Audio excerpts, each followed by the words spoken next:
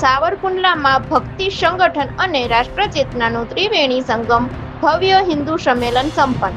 સંતો, મહંતો અને અગ્રણીઓની પ્રેરક ઉપસ્થિતિમાં પંચ પરિવર્તનનો અપાયો મંત્ર. મેલડી ચોક જનમેદનીથી ઉભરાયો. સાવરકુંડલાના દેવરા ગેટ સ્થિત સર્વોદય નગરના મેલડી ચોક ખાતે શ્રી કાનજી બાપુ વસ્તી દ્વારા આયોજિત હિન્દુ સંમેલન અત્યંત ભવ્યતા અને દિવ્યતા સાથે સંપન્ન થયું હતું.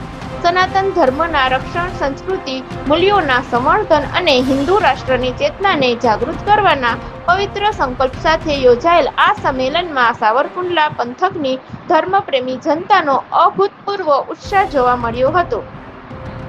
આ મંગલમય અવસરે વિવિધ આશ્રમોના પૂજ્ય સંતો, મહંતો તેમજ મુખ્ય વક્તાઓ દ્વારા રાષ્ટ્રીય ઉત્થાન માટે અત્યંત આવશ્યક એવા પંચ પરિવર્તન વિષય પર પ્રેરક ઉદ્બોધન કરવામાં આવ્યું હતું. વક્તાઓએ સમાજને 5 સ્તંભો પર કાર્ય કરવા આહવાન કર્યું હતું.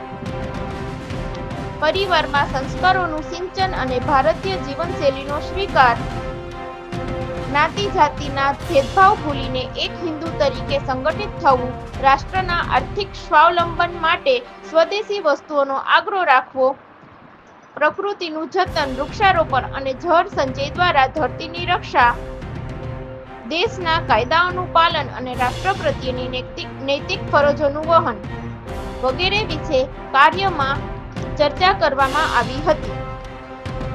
રિપોર્ટ બ્યુરો ચીફ રજાકભાઈ જાખરા, સાવરકુંડલા.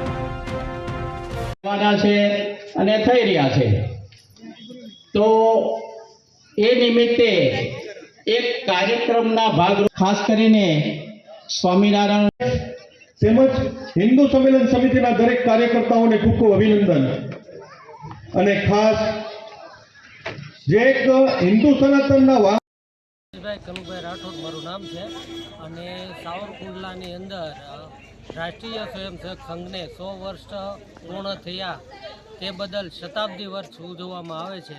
અને આ શતાબ્દી વર્ષ નિમિત્તે વિવિધ કાર્યક્રમોની અંદર એક આ કાનજી બાપુ વસ્તીમાં હિન્દુ સંમેલનનો કાર્યક્રમ યોજાયો હતો. અને આ સંમેલનનો મુખ્ય હેતુ પંચ પરિવર્તન હિન્દુ જનજાગરણનો હતો.